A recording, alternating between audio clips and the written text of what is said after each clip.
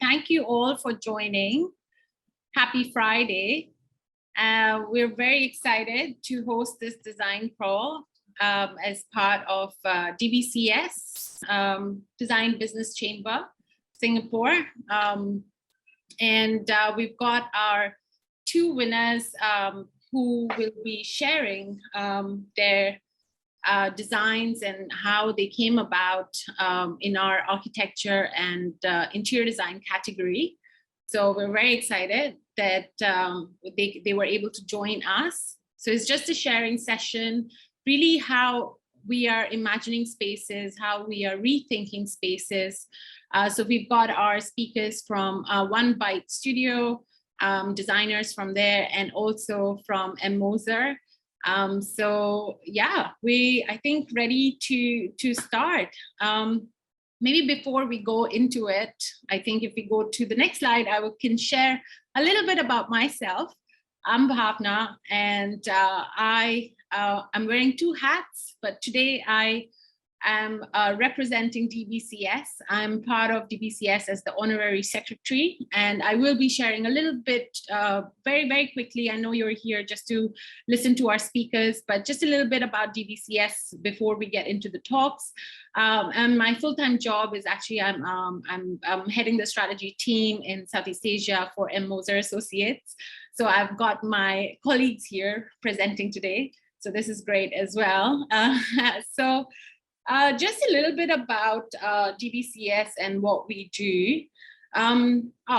Well, this is more important. I think our team will say that we have to do this. So house rules to all our participants.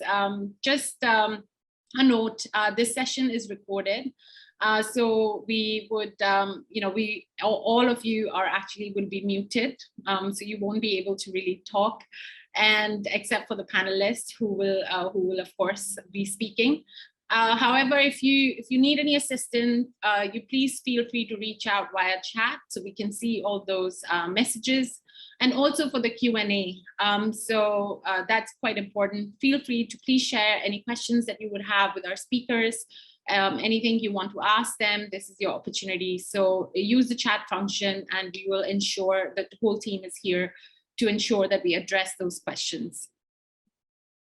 The way we will run this, it is Friday evening, and we will try to be as prompt as possible. I think we were very prompt in starting at 4 p.m. Maybe it was 4:01, but we will try to end the program by 5:30. And how we will be going about it is just a short introduction, as I said, about DBCS and SGMark, which is the award that the designers, the award which they have won, which we'll share a little bit about that. Then we will have our first speaker, Ian Tan from One Byte Design Studio. And then we will also have our other speakers from Moser, Matthew Burke and Bilin Lai. And also joining them is Sonia Simmons, who is our client from Spotify. So you can also ask her as to how the space is actually working for Spotify. So that's how we will have that. And then we will go into Q&A. So as I said, feel free to share your questions as we go along. And then towards the end, we will address those questions and we will ask the speakers. And hopefully we'll stick to the time. Okay, so a bit about our background. So DBCS was actually established in 1985 in Singapore as Designer Association of Singapore. And then we renamed it in 2012. That's actually when I joined them as well. And it's really a multidisciplinary chamber that facilitates collaboration between design and business communities. And that's been our mission as to how do we bring everyone together. And SGMark is one of the ways in we getting different businesses together. Our ethos really is better business by design, and we have a full expo team that comes from different backgrounds, and we're always on that mission to get that as to how can we get design and business really coming together with the enabling, with the technology as an enabler, and creating, that social element and building that community, not just in Singapore, but around the region and globally. So that's been one of our missions of really pushing that. So DBCS, we launched SG Mark in 2013 in partnership with Japan Institute of Design, so which founded the prestigious Good Mark. So we are still affiliated with them, and as you go into SG Mark, you also get affiliated with Japan Good Design Mark. So that's really good, and we established that as a set to benchmark for exceptional design quality that impacts not just businesses, but also communities in Singapore and beyond, as said, within the region or globally. And good design has become a source of growth and productivity in the economy as organizations recognize the value of investing in excellent design principle, processes, and offerings. I think more and more we see that value coming up. I think when we started it, there was a lot of that resistance, but now we can see the adoption rates being a lot more. So SG Mark is, we have all sorts of categories. Again, our ethos really is better business by design. So we don't just look at one element. So our categories in the SG Mark range from product, from architecture, interior design, branding. We also look at experience design projects, technology, digital solutions, if there is innovation happening in that, sustainable designs, and we come up with special categories as well as we go along for the awards, so that we recognize everywhere where design has made a big impact when it comes to businesses. And today we will be focusing on our two winners from architecture and interior design categories. These are just images from the award ceremony that we held last year. And it was our first hybrid award ceremony, which we are all learning, right? I think in the past 2 years, we've all been trying to figure out how to go about these hybrid ways of working.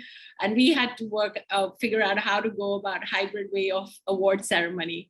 Usually we would have had a big event where all our winners and the whole community could come together. It would have a big dinner event. And then here we had to do a hybrid way of how to engage all our winners, which were not just in Singapore, but regionally, and having restrictions of number of packs and social distancing. And I have to say it was quite successful. We had our winners on the screen. You can see we had to virtually set up multiple screens. So our winners could be there, our community could be there to witness it. And it was also honored by our senior state minister, Sim Ann. So she was our guest of honor and she could make it. So it was a great ceremony and our first hybrid award ceremony. I'm sure we will have a lot more in future. So this is a bit about SG Mark. I know I'm talking a lot and I know you're waiting for our speakers to come on board. So now we will move to our first speaker, Ian Tan, who is an associate director at One Bite Design Studio. One Bite Design Studio was our SG Mark Gold winner for Siu Hei Court Playspace. And just a bit about Ian. So Ian considers his status as a bona fide outsider a motivation to immerse himself fully in Hong Kong's colorful culture. He's hailing from Singapore and Thailand. He moved here to pursue a PhD in architecture at Hong Kong University, and now he participates actively in city's rich arts and heritage activities. He hopes to contribute back by offering a Southeast Asian perspective to enrich research and design in Singapore. So I'll hand over the mic to Ian to share with us all the exciting things about the Siu Hei project and what our participants are waiting to hear. Welcome. Thank you, Bhavna. Yeah, let's get the show going.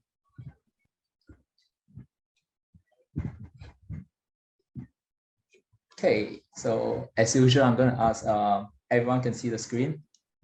Yep. All right, great. So welcome everyone. I'm Ian from One Bite. One Bite is a design company that is mostly based in Hong Kong, but we have an office in Singapore. And so I take care of some of the administrative matters as well as the design matters for the Singapore office. And for today's sharing, we're going to focus on this project called Siu Hei Playground, which is in Hong Kong. So as a Singaporean, so I find that there's a lot of similarities as well as some differences between Singapore and Hong Kong. But in terms of design, both of them are actually facing very similar social issues as well as societal issues. And I hope through this sharing, we can share some existing issues that are found in Hong Kong and how this project addresses some of these issues that you find in public estates. And hopefully we can bring the conversation back to Singapore and think about how some of these issues can also be solved through design.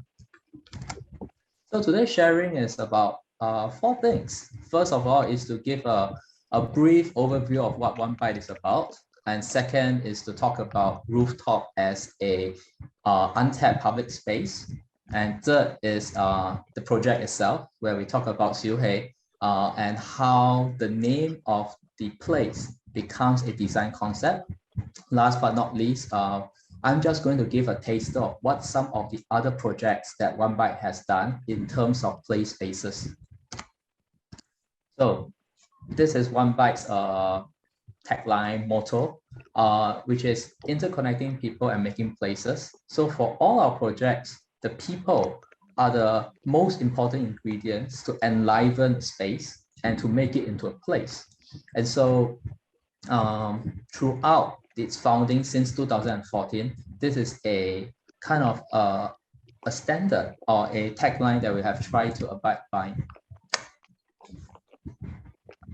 And about One Byte, we have three different arms. So there is the One Byte design, which talks about architectural and interior design.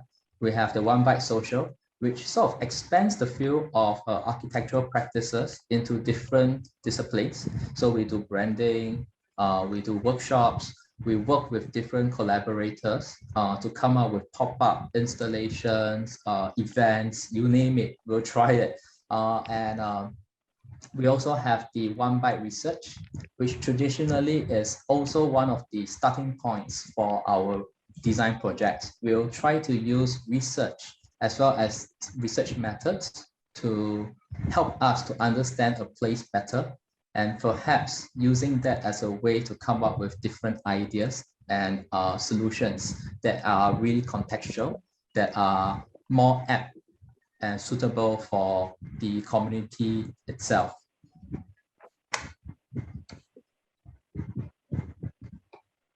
So the firm itself is founded by our two founders, Alan and Sarah, and the firm itself started from 2014.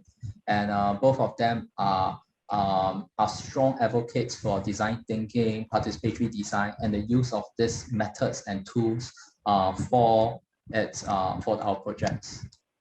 The team itself comprised of different disciplines. So myself, I'm there. I am actually trained as an architectural historian. I did architecture and then I did history research. So I come in really strongly thinking about how we could use research as a basis to inform our design, as I mentioned previously, but also how research can help to reinforce some of the design ideas and to make it measurable and quantifiable at the end of the day. Apart from myself, we have architects, we have urban planners, we have designers, we have user experience designers, we have events manager and community managers as well. And it's because there's such a variety of different roles, we tend to not think of design as just a spatial element or something that is structural, has to be built, but it could exist in different forms as well, through events, through play, through different activities to activate a space. This is some of the things that we did, or some of the scope of works that we are currently doing as well. These are some of the taglines, or rather the roles that we envision for ourselves as a practice. First of all, is a placemaker. Placemaking is really in our DNA. We think about how the methods of placemaking can be applied to design and how we can return the agency of design, as in the act of enjoying a space, back to the people who are using it. Second role that we have is that of urban curator, and how we are not just focusing on delivering a project, but rather how our project can reach out to different stakeholders, different communities, and also in collaboration with other designers, artists, and community groups. Our third role is that of a social innovator, which ties in with the first two roles as a placemaker and as a urban curator. We work with different NGOs, and we hope to highlight what this NGO does, and using design as an element to create value for their work, be it through activities such as making mooncakes. So we did a mooncake project not long ago with an NGO, and using that as a way to reach out to a wider community to understand young women's issue. We also did face masks as well as other pop-up events as well. But for today's sharing, I really just want to focus on the idea of a rooftop and how they could do much more than just being a cover for our buildings. So as I mentioned right at the start of today's event, Hong Kong faces a double aging issue. So what's double aging? The first element, of course, is people. The population of Hong Kong, much like Singapore, is aging rapidly. So by 2030, they expect, or rather by 2050 in this research that I found, is that the number of Hong Kong residents above 60 years old will increase to 2.3 million, or about 40% of the population. This creates a strain not only on the hospital as well as on public transport, but also on the places where they live. Because old people actually prefer, or not just old people, everyone prefer to live and continue living as long as possible in the place that they are familiar and they love. And this, of course, most of us stay in public housing in Hong Kong. And so there is a need to sort of relook at some of these public spaces, amenities, as well as infrastructure, and making it more elderly accessible. And at the same time, a lot of the Hong Kong public housing estates are actually pretty old.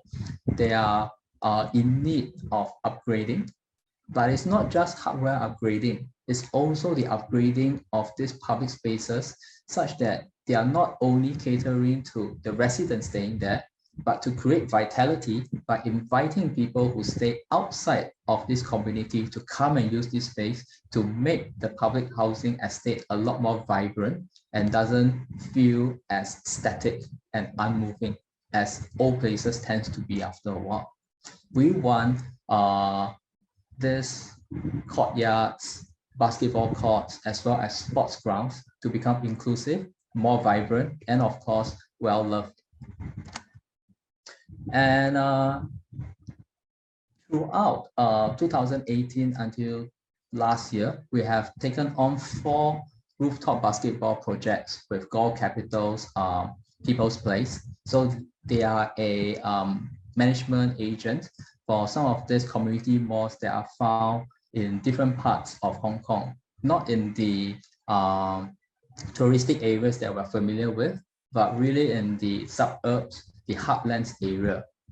And so how does Gore Capital come in? In 2005, the Housing Authority, which is the equivalent of HDB in Singapore, they hived off its community malls and some of the operations of car parks. And so it became a separate subsidiary by itself called Link REITs. And a few years ago, Link REITs decided to sell off some of these community malls for other operators to manage. And Gore Capital came in, established this identity as a people's place, and using it to sort of create value and rejuvenate some of these spaces that has been underutilized and of course unloved. And one of these spaces that they really looked into is that of the sports grounds. Because as the population move out of the public estates, it is these grounds that become underutilized. And One Byte came in for the first project, which is Kayit, which is on the top left-hand corner, working together with other designers and of course with the client to design a space that not just fulfill a single function or fulfill the needs of its immediate community, but how this space can also become a destination by itself by looking at the use of different motifs, the use of multifunctional spaces. So you don't have to restrict yourself to only play one spot or one kind of markings on the ground, but how the markings on the ground can actually become a lot more flexible and be able to be used for different spots as well. And after Kayit, it led on to 3 other projects, one of which I'll be touching on in more details later on, Siu Hei. But the other 2, Chonghang is also a basketball court, and we rejuvenate that by rethinking of its position on Dongchong, which is an island, and how it relates, this basketball design relates to its locality. And of course, we are also aware of the users, which are perhaps casual users, not really professionals. And so we want the place to be more playful. We want the place to have a more unique identity as well. So the locations of some of these playgrounds or some of these basketball courts, they are found outside of the touristic areas. So if you look at the little map on the right-hand side, you'll be able to see that, oh, they are actually located on sort of the fringes of the city area, such as Dunmun, Kowloon Bay, or Jinguno, whereas the touristic areas are sort of more further south on Hong Kong Island and on the Kowloon Peninsula itself. And these are some of the pictures of the sports grounds before the renovation. So after renovation, for example, like Kayit, there is a new stage that is in the middle of the ground. And this stage becomes a way to utilize the space not just for sports, but also for cultural activities, such as the Hong Kong Circus Performance Group. And of course, having a new space, the management agent or the client, Gore Capital's People's Place, actively brought in different community groups to use the space. So in this case, they initiated this Kinball Cup. Kinball is a kind of a very light yet huge ball that allows people with disability to maneuver easily and play together with able-bodied players. In another project, which is the third one that I mentioned, that's on the bottom right, Ming Tak. This has a strong women's angle. And so through ethnographical research, we realized that women and young women seldom participate in sports activities, such as using basketball courts. And the image that is associated with public basketball courts is often that of men, young men. And so this project tries to encourage more young women and women to use public sports grounds as well, and to create the atmosphere that is more inviting, such as organizing events, as well as promoting it as a girls' priority space. Okay, and now we come to Siu Hei, which is the project that has won the SG Mark Award. So let me just take a little sip of water before I go on. Siu Hei is the name of the estate. You can see the Chinese character below. It is also, the same sound is also that of laughter, of joy. And so we're playing a little bit on the name itself as a design concept and how we can create a lot more joy and laughter for a public housing estate that has been there since the 1980s. So a brief introduction to the project itself. The location is in Siu Hei Court, which is in Tuen Mun. The area itself is pretty standard for a sports ground, that of 4,000 square meters. And the time frame that this project took on is from November all the way to June. So it's a pretty quick project, pretty quick turnaround. And the facilities are what is interesting as well. So previously, before the renovation, it consists of 1.5 basketball courts. It consists of a few badminton courts. But after its renovation, and because we use the floor markings has become a lot more flexible, it became more multifunctional. And so the facilities also expanded. So we have 1 full basketball court for more professional players. We have 2 half courts, which are more for casual street pickup basketballs. We also have a multi-purpose court, which can be used for badminton, volleyball, with the relevant markings that's on the ground. And there is also a gridded playscape, which is for more unstructured play. And one of the hallmarks of this project is that of intergenerational play. And so in the design itself, there is also a catering of a track for the balance bike, which is popular with toddlers. And we want to make it into an event that is not just for the very young toddlers, but that of their parents, their grandparents as well.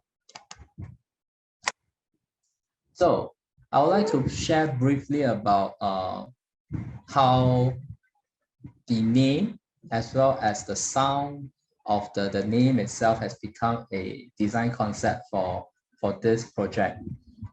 Just to take note, of surrounding this basketball court or playground is pretty tall public housing, very similar to our HDB's flats as well. And so from all angles, all 4 sides, you'll be able to see the basketball courts. And taking this into consideration, our designers from One Byte wanted to make sure that there is something interesting to look at from every angle that you are at from above. So first of all, of course, you see this very bright and colorful pattern that's on the ground. You can also see that there are basketball courts, half courts, as well as play spaces. But if you look a little bit closer, you realize, oh, actually you could spot SH, which is the acronym for Siu Hei Court itself. And if you turn around to the other side, you'll see 85, which is the year that the estate was established. And just to emphasize this element of happiness and play and joy, we also have several hidden smiles that is on the grounds itself. So I picked out 3 of them. It's not just 3. There are a lot of other half moon shaped smiley faces on the ground. And let's have a look at this video, which introduces the project in more detail, and also some of the activities that's on the ground.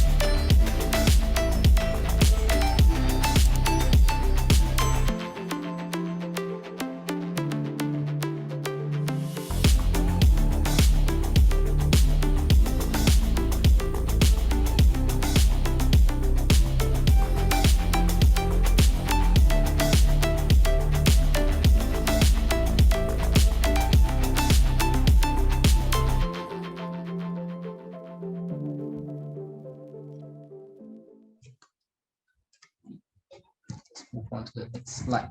So some of these design concepts that we try to emphasize in this project, first and foremost, is that of being user-centric and trying to play up this dual function design, because we realize that space is limited in public housing estate, and yet there is a diversity of needs and of desire to play different sports. And we try to make sure that the space caters not only to a small group of residents of a certain age, but rather this space itself can be used by anyone of any age, and that the activities or the spaces on the court itself could accommodate many different activities. For example, you see the picture on the left, you have this gridded court that allows for all sorts of different unstructured plays, which we expect, or rather we hope, that the children could use it to advantage by imagining different ways to utilize the space and to create a game with their different friends.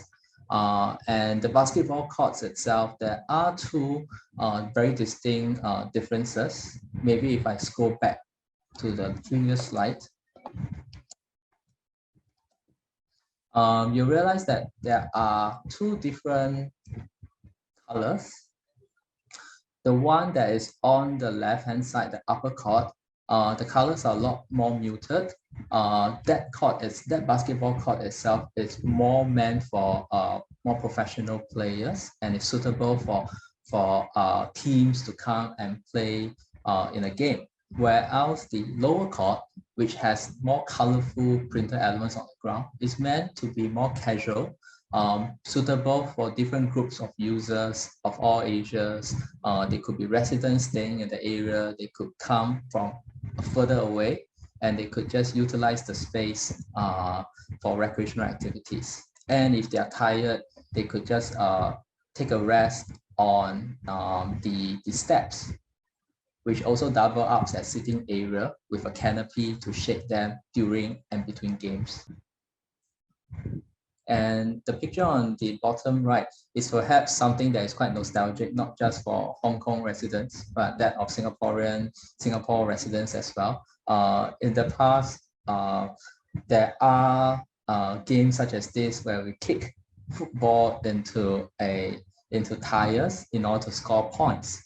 And so this feature really calls back into memory and creating this feature again. But interestingly, the rubber tires also double up as a special kind of seating as well. The second point that I want to make is that of how this project talks about local identity and this youthful exuberance.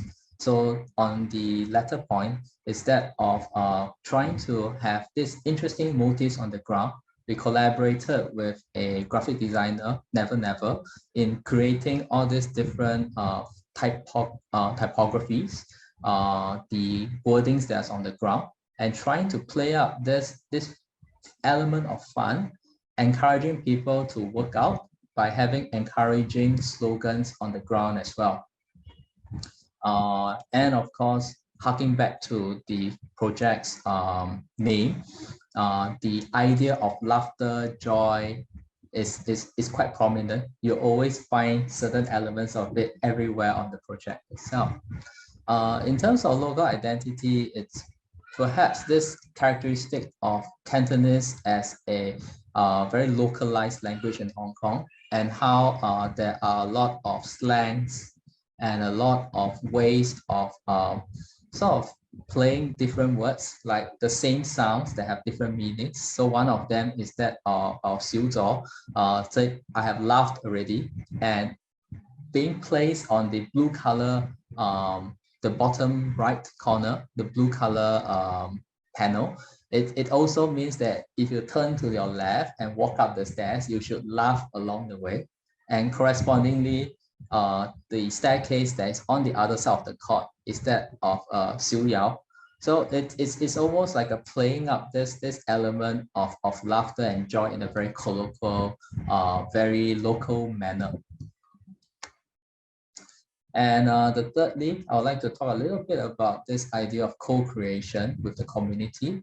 So on the project itself, the sitting area has a feature wall, which consists of different motifs and drawings made by our young residents staying in Jimpun.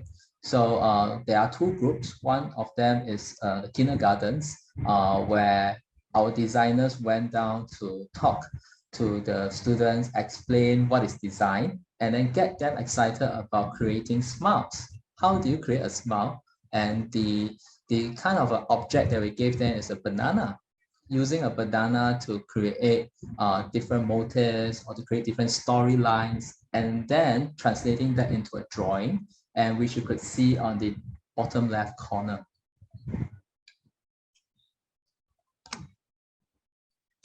My last section is that of talking about how One Byte's project tries to engage community through play. So I have two very different cities, of course, Singapore and Hong Kong, and yet play is such an integral part of our lifestyle, and we really want to bring up this joy and this element of excitement to people through public design. So the first project, which is on the top, is that of the pavilion at Central Plaza. That's a project that we did together with the Design District Hong Kong. It is part of a showcase of different visual communications as well as art pop-ups throughout the whole Wan Chai district, which One Byte curated together with 20 other local groups, both designers and community groups. And for this this pavilion in the middle of Central Plaza, which is near the convention center, usually it is not very well used because it is right smack next to a second floor skywalk. And so most pedestrians will use the skywalk to cross over to the convention center rather than to walk on the ground itself. So by having this pavilion design, that sort of looks like letters, alphabets, and yet at the same time, when you look closer, it morphs and changes into a different word. We really want to attract people to come down and to find out what is happening. And by doing so, this space is activated. We could create new activities. We can have different messaging for this event. And of course, we can also bring in different user groups to do sharing, to do activities as well. And hopefully the plaza itself doesn't feel as underutilized as before.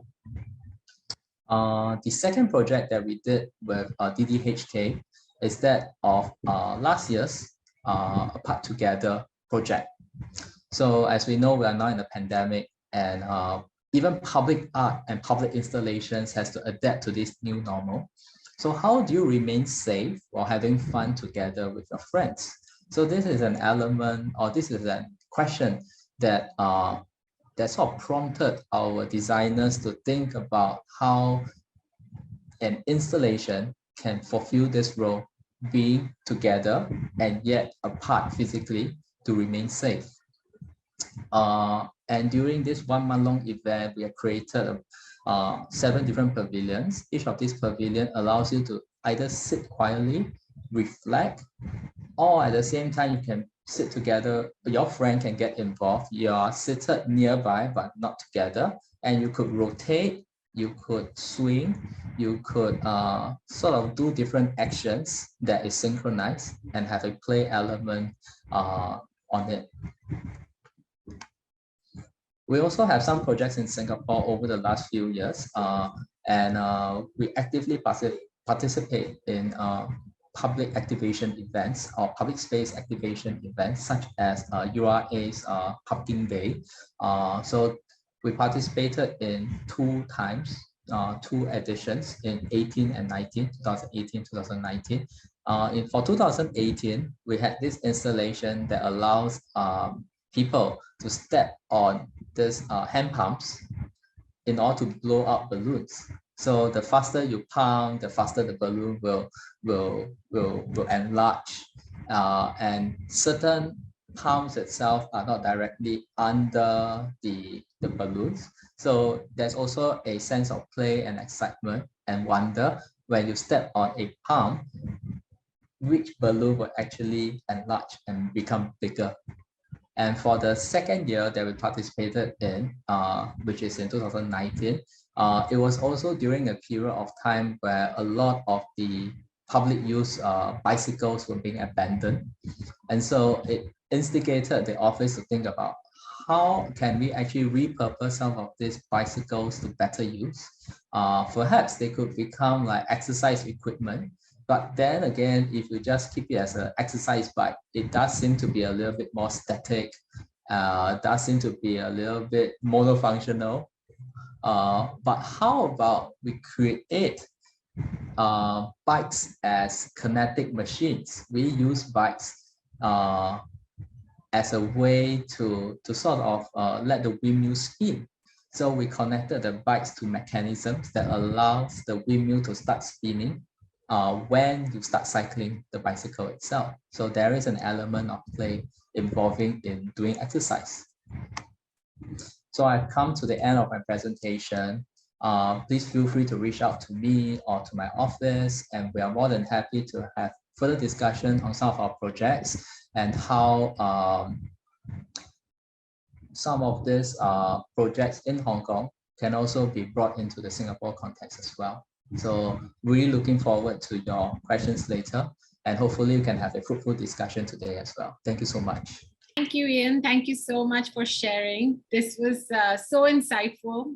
We can definitely truly see your tagline of interconnecting people and making places in this project of Siu Hei. So, I have to say your hidden smiles put a smile on my face. So I'm sure everybody was smiling with their hidden smiles. So I think thanks for bringing that smile into this crowd. And I can already see there are a few questions from our audience here who are dying to speak to you and ask you questions. But I do have to hold on to those questions, and because we will have our Q&A at the end. So don't worry, I will be asking those questions. I've already got them down. But it's time for us to move to our next speaker, because that's how we planned it, and our speakers are here. So our next, we have our designers from Moser for designing the Spotify's dynamic workplace, and we also have our somebody from Spotify, Sonia. So just to give a little bit of introduction on our speakers, we've got Matthew Burke from Moser, who was project director in charge for the project. A bit about Matthew. Matthew has over 18 years of design and construction experience in Asia Pacific, having worked for both design consultancy practices and build practices. Matthew is comfortable working within any project paradigm, although he believes that the best project paradigms are often hybrid solution that responds to our clients' needs. So welcome, Matthew. Joining Matthew, we have Bilin. Bilin was the project lead, or lead designer for designing the Spotify's workplace. She has vast experience in architecture and interior design development, consisting of design concept and space planning. She adopts a hands-on approach and likes to be involved in all stages of project delivery. And she enjoys forming long-term and trusting relationship with her clients. And I think she has done that with our client who is joining us as well. So welcome, Bilin. We've got also joining them is Sonia Simmons, who was the client for the project for Spotify. And Sonia is head of design and build at Spotify. She's globally responsible for all the design and build projects at Spotify, and so far completed 22 over projects for them. So welcome, Sonia, welcome, Matthew, welcome, Bilin, and I'll pass the mic to you to present our project, award-winning project. Wonderful, thank you, Bilin. Just double check that everyone can see. Yes, nods away. Okay, wonderful. So it's delightful to be here. Ian, thank you so much for sharing. I think it's an incredibly inspiring project. And I think, recognition of the design chamber and sort of bringing a community together and allowing us to share, it should be commended. So well done on that project, and thank you for sharing. We'll be talking about Spotify today, as was mentioned. I think the two have a few similarities, both in terms of the element of play within the design, as well as bringing together a community. In Spotify's case, the community is the workplace and the employees and the partners and the artists that collaborate within the space, but a community nonetheless. And so both of those are quite resonant with the work that we've done. A little bit about Moser, just for those that are unaware. We're celebrating our 40th year in business. We have an extensive sort of global reach and are an integrated design and build practice. So a few statistics up here, which I won't bore you with, but we're very much focused on enhancing the experience for people at work. So we're solely focused on the workspace and enjoy creating joy and community within the space itself. Okay. So a little context about Spotify. So the brief called for creating a dynamic and creative workspace, and the location that was selected was formerly 51 Bras Basah, but is now 51 Central. And it was over about a floor and a half. And what was quite interesting is that Spotify was moving from the Tanjung Pakar area in a shop house into this space. It was doing so to allow for future growth. But also to have, as you can imagine, in the sort of restricted footprint of shop houses, having more space for people to come together, to host events, and as we mentioned, bring that broader community under one roof. And it was one of the earlier implementations of the dynamic workplace. And so I thought it would be a good idea for Sonia to share a bit more about what the dynamic workplace means for Spotify. Yeah, thank you. Can you hear me? All good? Yes. Great. Thank you for having me today, and congratulations to the winners for these projects. My job, basically, I'm an interior architect from, I think I've been working now 20 years in different jobs. And when I came into Spotify, my job was really to globally and holistically look at all of our properties and to bring together what I thought could solve for the future. And so one of the projects that we were thinking about was dynamic workplace, and how could we kind of foster our need for travel with our need for community within the offices, and then looking forward to culturally get us all together in a good way, not only with the local community and the local artists, but for us as a company to feel global but local. And this was really the first of our dynamic workplace offices. So it was really nice to see what Moser would bring to the table. We tried to make a framework and then allow all of the architects to bring what they think is culturally relevant, and also to design in what they think is going to be forward thinking.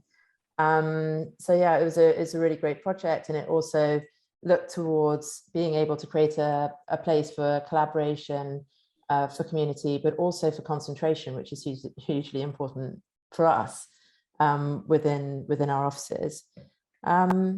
That's really it. I think that this was our first dynamic workplace, and we're hugely proud of it and thankful for the entire team, not just the architects, but the entire team for having worked on such an amazing project. Thank you, Sonia. Yes, no, it was a team effort, and I think listening is everything is Spotify's tagline, and there was a lot of listening that was going on across all parties to ensure that we understood what it was that we were trying to accomplish together. And so with that, it was a very fruitful collaboration.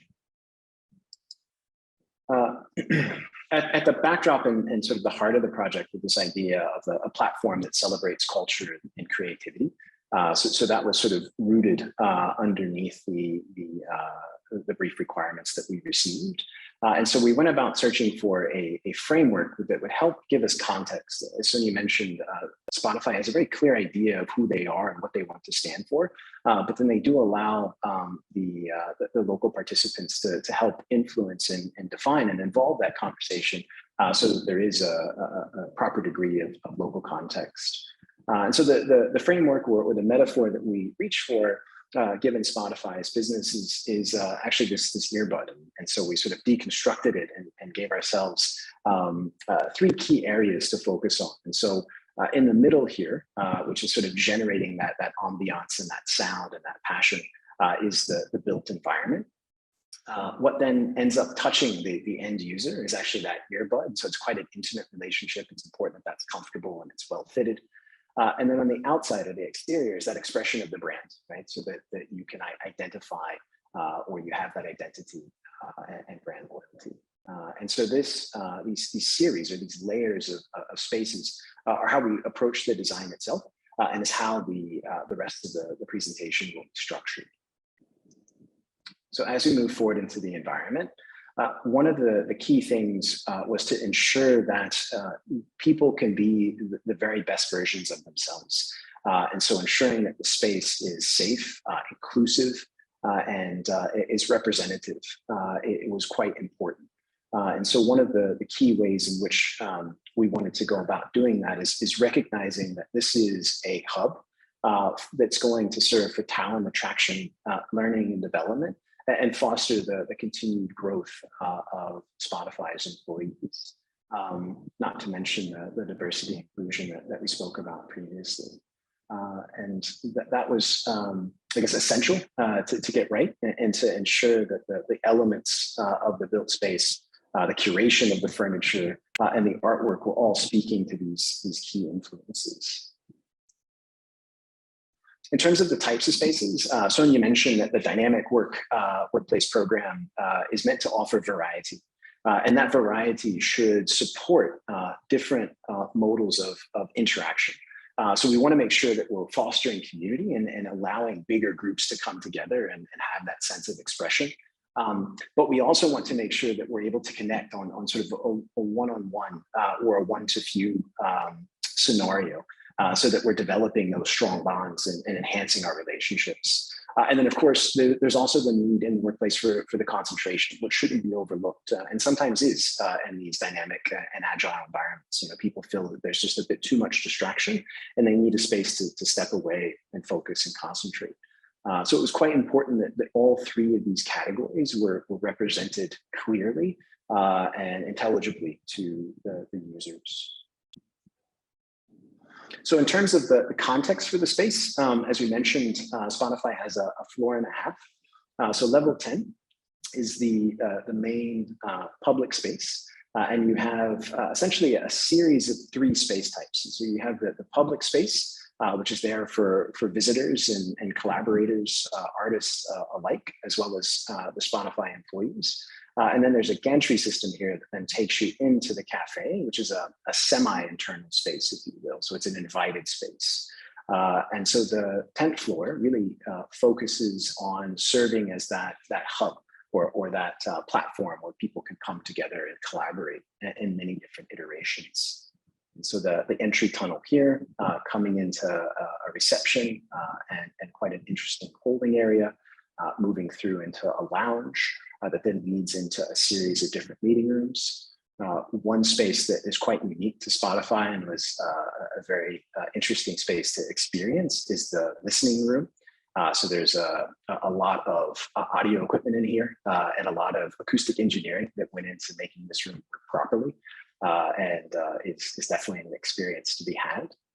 And then as we move across, as people come together within the space, the idea is that there'll be refreshments and elements of catering that can be added to the cafe so that the space can be active, as well as the incorporation of a stage. And this was obviously before the pandemic has knocked everything sideways in terms of public events and how things would work.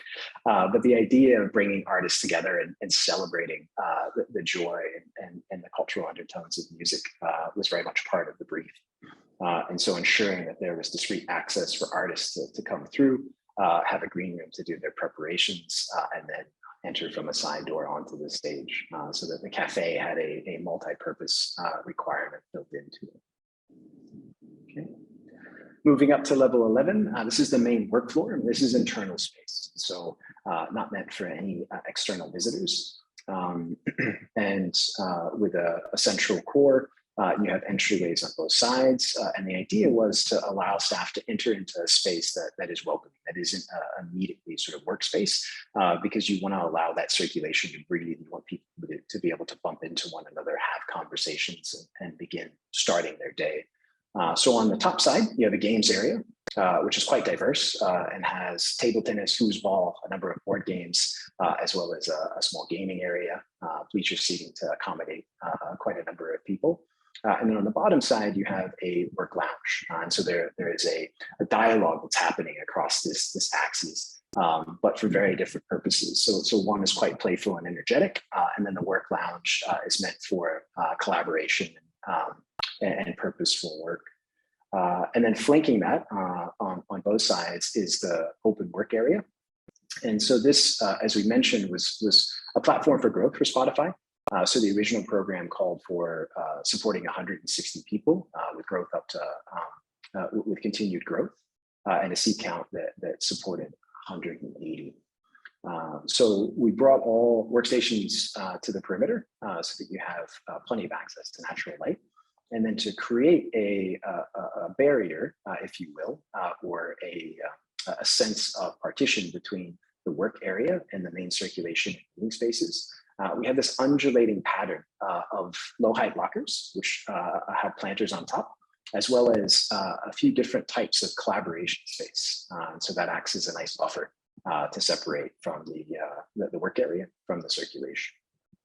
And then you see here very colorfully wrapped around the core, different size meeting rooms and focus rooms to support the needs of the Spotify employees. And again, with the dynamic workplace guidelines, the idea was very much on allowing a diversity of settings so that individuals had a choice and can move across the floor plate as needs dictate. Okay. At the core of the design experience, and this is us having a bit of fun with the Spotify's branding and the connection back to the software and how we experience their product, is relating back to their key values. And so you see here collaborative, passionate, sincere, innovation, and playful. And playful is quite a unique one. And you certainly see many elements of play coming in through the space. But what we wanted to do is we wanted to give a sense of identity to each of these values in the design language and the application that was created. And so using the framework of the original concept presentation that we shared, we looked at how we could go about creating an innovative office. What was it? What was the marker that was going to tell you that this is a space for innovation? And this is probably one of the most shared images of the space, which is that entry tunnel. And is meant to be that wow moment as you transition across into the world of Spotify.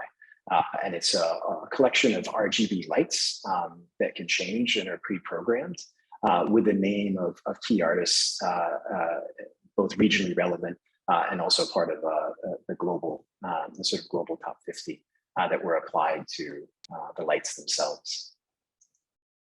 And so that layering and that moment really sort of has the impact both for Spotify employees as well as visitors coming to the space. And so that moment of transition upon entry and exit, we thought was incredibly important. And this was we felt a lovely manifestation of that idea. When it comes to passion, Sonia mentioned that the curation of artwork is quite important. And so we did reach out to a number of local artists to collaborate with us on this project. And the mural that you see behind here was created by Sam Low, a local Singaporean artist, meant to identify the context in which this office sits, right? So within Southeast Asia, celebrating elements that kind of tie the geographies together and Spotify's presence across those. We then have bold gestures of Spotify's brand. So you see Listening is Everything. There were a number of screens that were introduced throughout the space to act as these moments of punctuation as you circulate around. And then we have the listening room, which has, again, RGB lighting and is quite dynamic and has many tens of thousands of dollars in audio equipment that will completely blow your mind if you go in there and turn everything on. So that is quite a statement. And then here we have the greenhouse. So the greenhouse is on the working floor and is a multifunction room that can act suitably for training, but equally with the movable furniture, Spotify wanted a space that was flexible so that it could host, yoga events or other sort of physical activities within the space and bring their staff together. And so again, sort of exuding that idea of coming together and the passion of the brand and the people. Collaboration within the context of the dynamic workspace is also incredibly important. So here we see that work lounge, which was off the one side of the main entrance on the 11th floor. And so a series of booths where people can come together and communicate, as well as some soft seating and a permeable partition that separates then the workspace with a number of artifacts, which we'll come back and touch on in just a moment. In terms of that undulation that you saw on the plan on the 11th floor, this gives you a representation of what that looks like. So the left image and the bottom right image are of the corridor and the experiences that can be had as one traverses the floor plate. And I'd have to say, in terms of the implementation, the plan implementation here, it has worked quite well. And it does serve to create a sufficient enough buffer with the workspace, but yet provide purpose. So I think a successful outcome in terms of allowing that collaboration to happen, or those momentary or serendipitous interactions to come to fruition as you circulate around the space and meet colleagues. And then the top right is a photo of the cafe. And so the cafe sort of unfolded from a coffee area, which was the first expression as you entered into the space, to a larger multi-purpose area that then had servery for buffet settings and a small prep kitchen when they had events. In terms of sincere, both in terms of the sort of, I guess, the transparency of the space, the transparency of the material that was used. The idea was that there isn't any sense of pretension. There isn't any sense of pretending within this project. It's a raw and honest expression. And that then communicates this idea of the space encapsulating this brand value of sincerity. And giving, again, staff the opportunity to choose how and when and where they're going to work was one of the requirements of this project. And so you see a variety of different space types, and you can see how one may engage with these space types, be it the open office, which is still quite important, but equally sort of popping across to the collaboration areas, or going if you're a slightly larger group or looking for a slightly larger, a longer session rather. To the areas just off of the entry. Or if you need that reflection and that sort of concentration space, there is a dedicated library. And so this is an enclosed room where one can go for focus and respite. And again, a longer view of the cafe, so you can see the variety of seating that's occurring within that space and the multitude of uses that it can support throughout the business day. Playful. I think this is a unique value that Spotify has. Not many companies would celebrate this aspect of play and put it sort of front and center within the workspace. And so this, we have to say, was a very exciting element to explore and to expound upon. No bigger punctuation than the stage itself and what the cafe and sort of multi-purpose area can represent.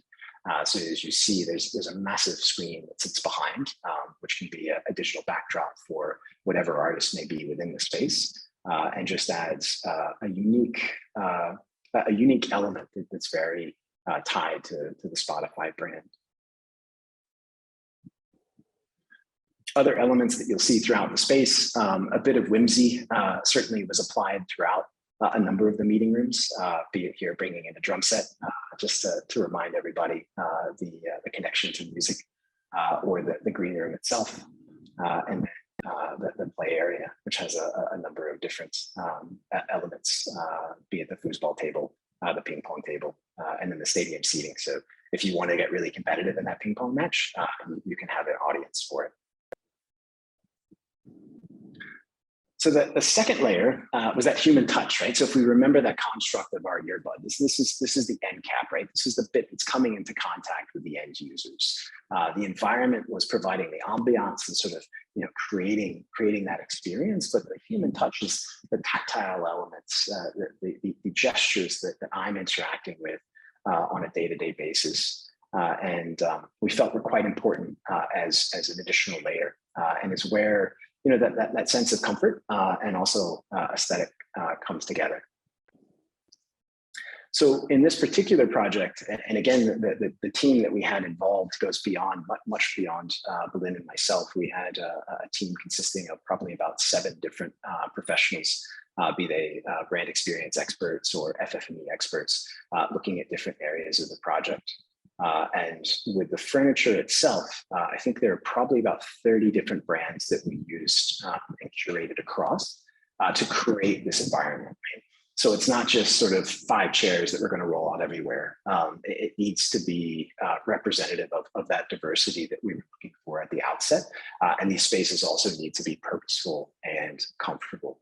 And so that curation of furniture was led by Diane Kotiko and really was sort of done magnificently as we tied together both the color themes and also the sort of the brand identity or the design identity of Spotify. It then went a step further into the accessorization of the space. And there are these magic moments as you walk around. And personally, one of my favorites is the girl blowing a bubble here as she rocks out some good music. And these moments of whimsy, I think, are so important to allow people to connect and to foster this idea of community.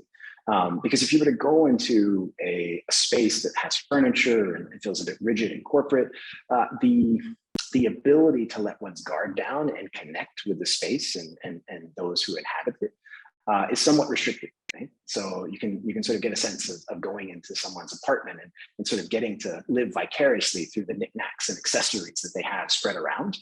And that was very much the intention of the curation of the objects throughout the space, is to allow you to understand who Spotify is. And Sonia, would you want to add to that? Yeah, just it's really nice seeing the images again, because it kind of sparks up what we went through for the design. But I think that what was super important to us just seeing this is how comfortable it was. I think there was one question about how is it kind of set up for cleaners and everyone. In our company, everyone sits together. It's not graded on, no one's sitting in a dark room. So everyone shares the space, all of the kind of the practical elements, and Berlin will probably, she's very, very practical. And had like kind of set all of that up in the background. So there was really the kind of the practical elements, the raw elements of the building, the humbleness of what we wanted to project. I know it looks very glossy and very glamorous, but at the core of it is really something that is quite comfortable and something that you want to be in, you want to spend time in. And that in turn has served us quite well throughout the design of our other offices, where we want people to feel at home. And now we've been spending a year or more at home. I think that connection with home and office is even more prevalent.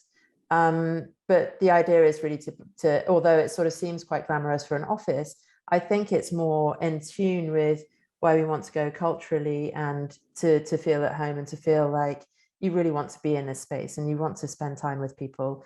The lounges that you talked about as well was quite important to us, where people can kind of come to connect. And then obviously the amount of daylight and the amount of thought that we gave through the design with the design team on acoustics, that we really wanted to have this idea of separation and places you could go to, like the heart and soul room or the quiet spaces, as much as all of the spaces that are very loud and you know, the sort of stage spaces which are more communal.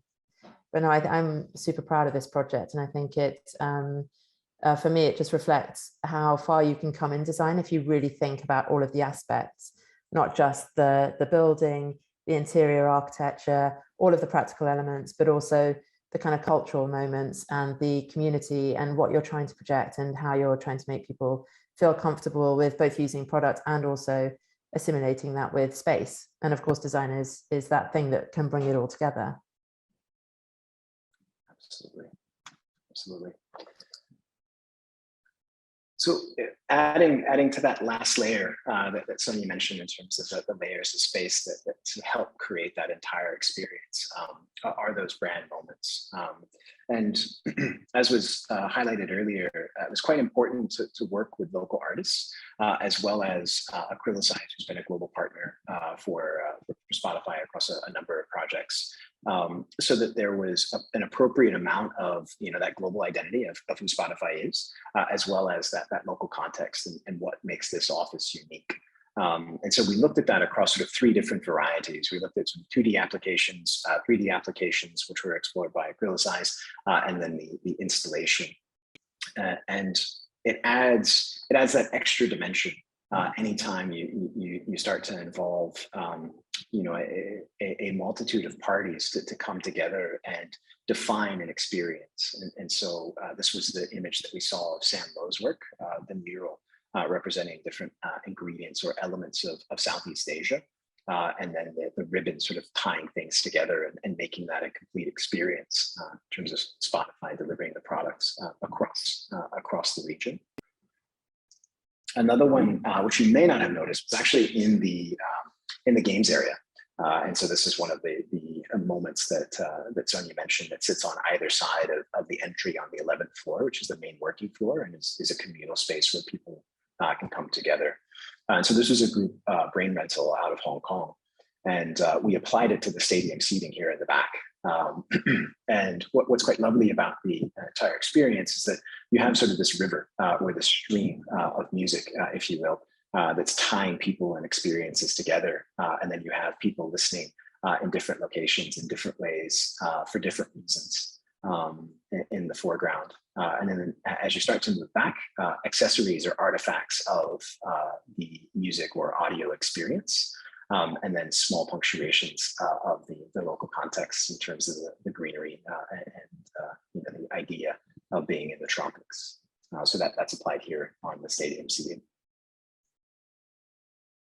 And then the work that Acrylicide did that you can see throughout the project sort of starts to speak to elements of either local identity or Singapore more specifically. So here in the greenhouse, we have this abstraction of Gardens by the Bay. And sort of bringing that into the experience itself, as well as a 3D application that they looked at in the boardroom, which is quite interesting. So these elements you see here are actually earplugs. And then you have sort of these sound waves giving identity and meaning to a map of Southeast Asia.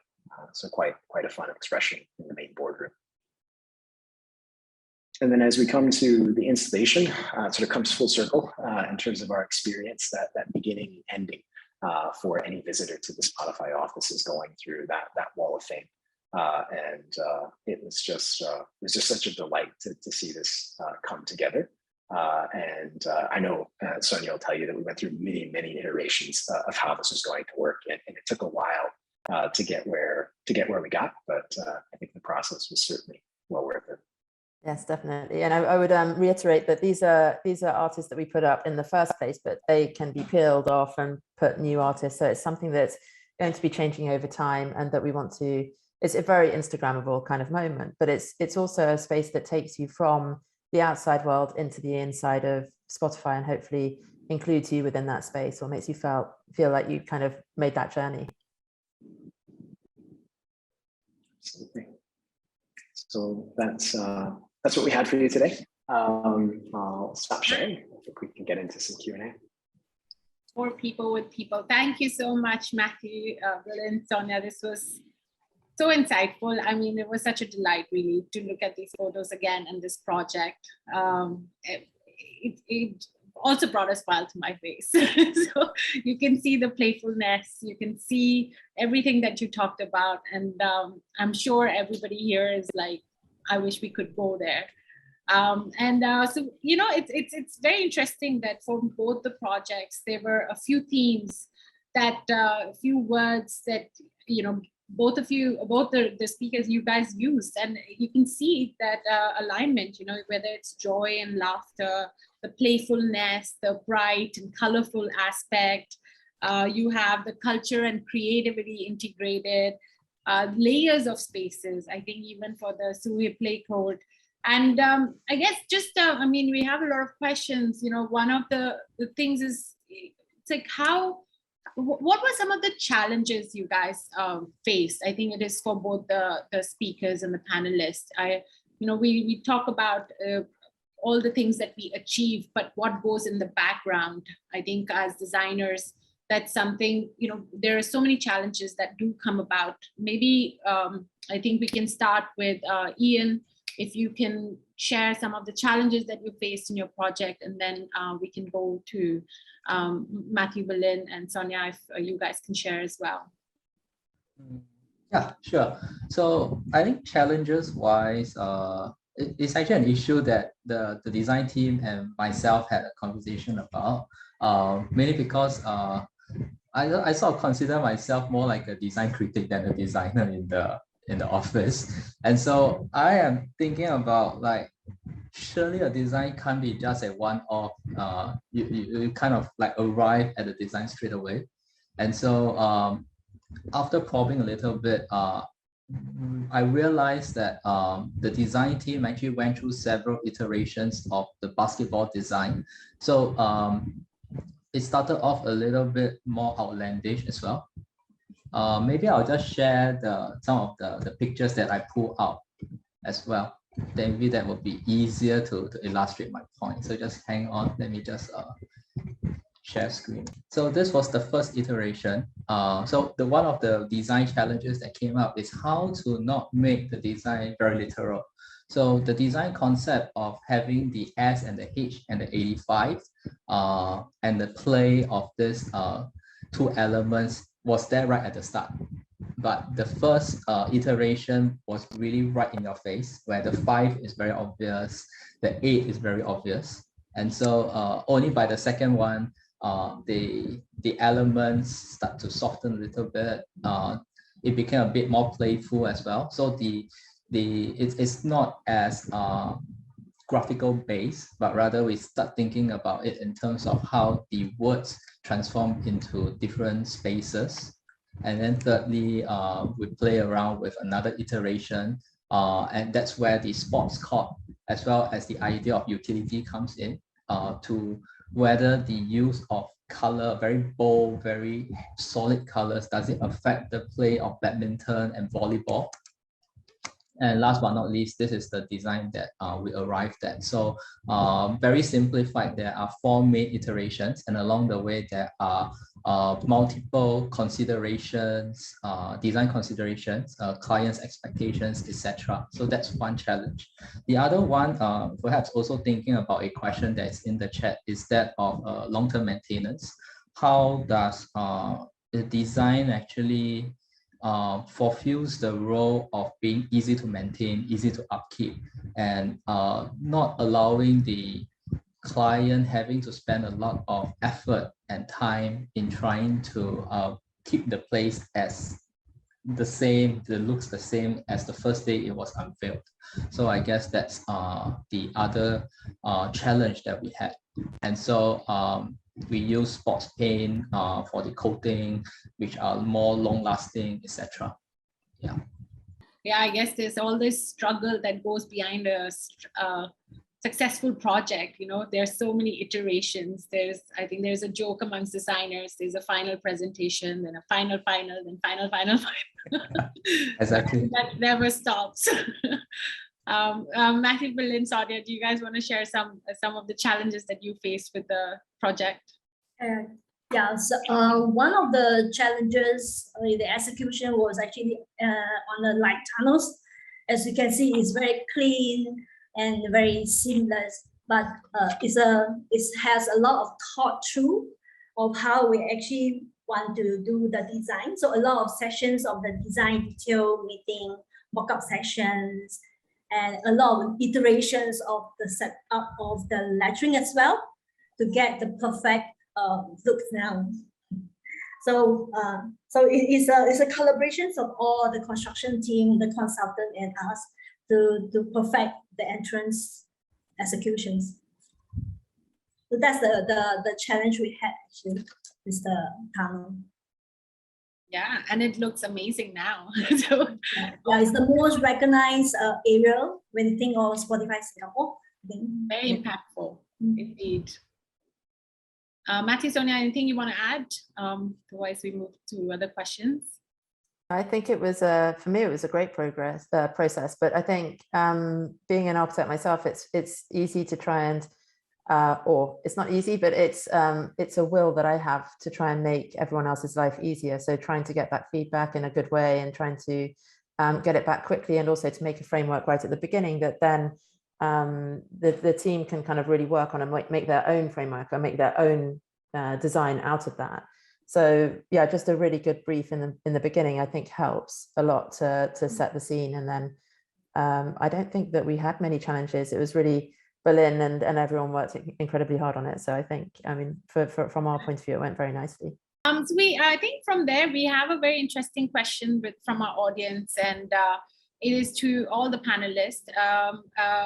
Vivian would like to know what design means to each one of you, and who are designers in your, I guess, in your opinion. Well, Ian, should we start with you? Okay. Yeah.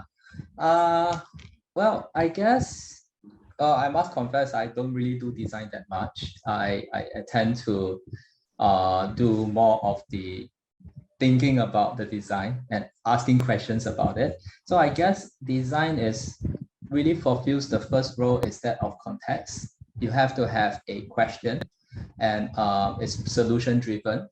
And of course, along the way, to justify how the design actually meets certain objectives and aims. So I guess me interacting with my design team is always keeping them on their toes about this couple of questions. And I guess harking back to us as a firm itself, is that of people. So design is actually people-centric, user-centric, multifunctional, etc. And then it keeps us grounded by always referring back to some of these initial ideas that we had since starting the office. Thanks, Yeah, if I was going to add to that, I would say, very much it's about people, and it's about the sort of solution or the problem that you're trying to solve.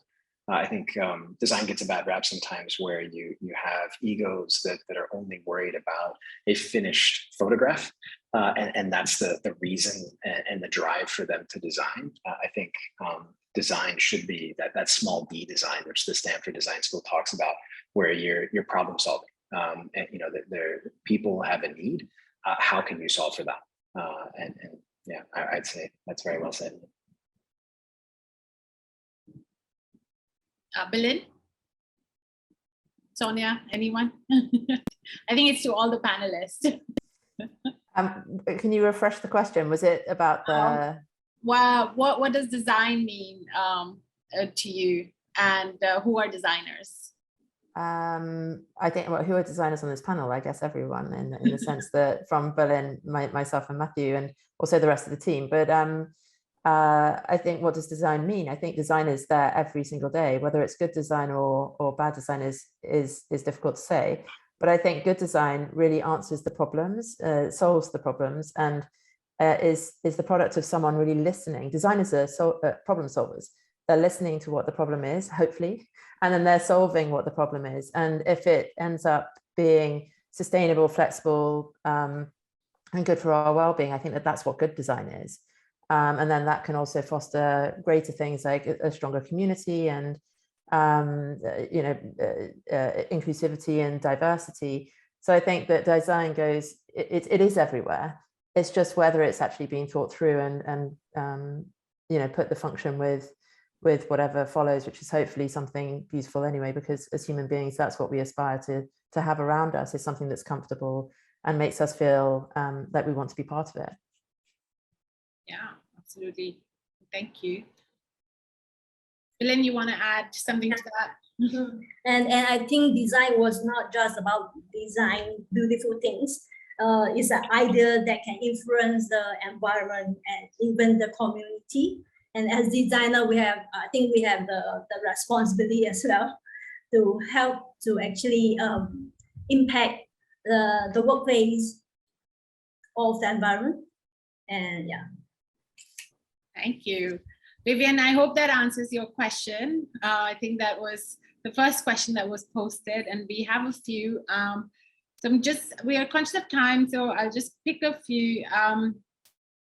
I think there's another one to all the panelists. I think it's a very broad question, but I think in the ethos of the theme that we have, the question is by Ree, how do you design a space so that it innately communicates to the user? How the space is used and can be used. I do believe you've, in your presentation, you've answered that, it is about the co-creation and so many elements. But if you were to, answer to Ree as to how do you design a space so that it communicates to the users, what would you say? Matthew, do you want to start first? I think I'll give Ian a break. Sure.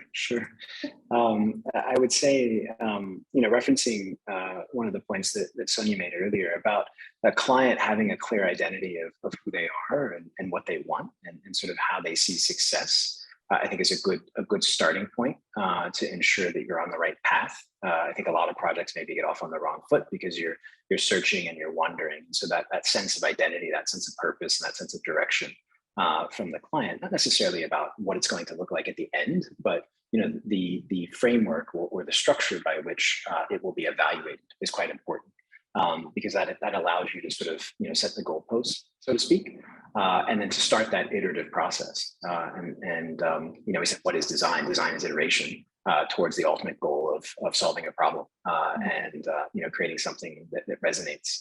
And I think once you start to layer over a narrative to that gives it further definition and structure, and then it becomes easier to explain and articulate to others. And so I think the combination of that process and that narrative are quite critical to allowing others to understand and experience the space. Also, maybe adding wayfinding, very clear wayfinding. I think one of the things that connects our projects from One Byte to and Moser is the way that we kind of approach the wayfinding. It's something that's very reflective of what you're trying to achieve. So for One Byte, it was very joyful. There was a lot of kind of interactive kind of notices about informing you sort of what to do and asking you to kind of play along.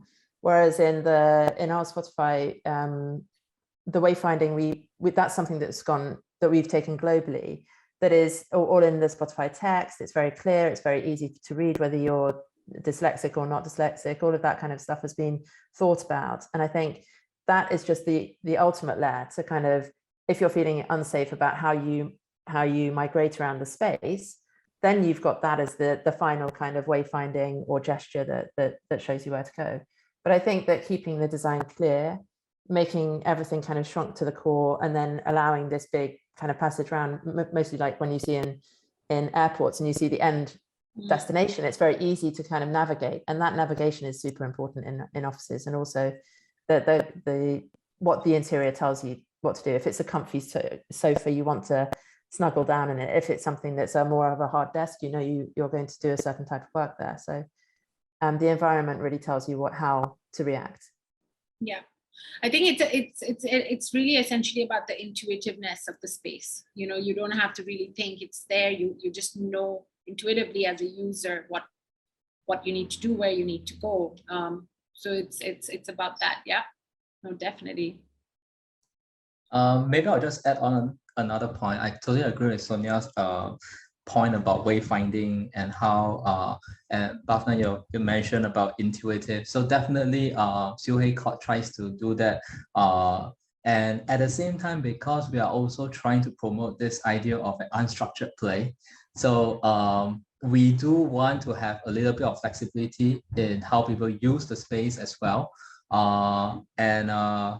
At the same time, how the space itself can be thought about. Maybe a new use will come up later on after the project is built. So for example, we also have events, and when events come in, such as the the lacrosse group, they do see this basketball courts as a space that's suitable for their own play as well. So we do want to encourage this flexibility in the use of the space. And then of course, this being the Instagram age, actually coverage on the media as well as even traditional means like the television does help to tell people like this is the place, what are the activities that are done there, and then supported by some of the events that are being held there to sort of reinforce what the space could be. And you should come and take a look at it. Yeah, no, thank you. Thank you for sharing that. I have been messaged that we do have, we're just on time. We're 2 minutes ahead of the actual time. So we unfortunately do have to call it an end. I know there are a lot of questions that we were not able to address, but I hope you got some of it in the presentations and in these responses. So I would like to take this opportunity to thank our speakers. Sonia had to leave, but thank you, Belen, Ian, for joining us, and congratulations again for winning SG Mark Award. And so really thank you. And thank you to all our participants for joining. And just a quick reminder that we have opened up our SG Mark awards. So, and the deadline has been extended to 15th Feb. So if you're a designer out there with a project that you would like to submit, please do so. Hopefully then we can have you in our design call. And again, thank you once again to Moser, to One Bite, Ian, Matthew, Berlin for joining us. It was very insightful. Thank you. And thank you everyone for joining. Happy Friday, happy weekend. Excellent. Thank you, Bhavna. Thank you, everyone. Thank you. Thanks everyone. Thank you so much. Good weekend.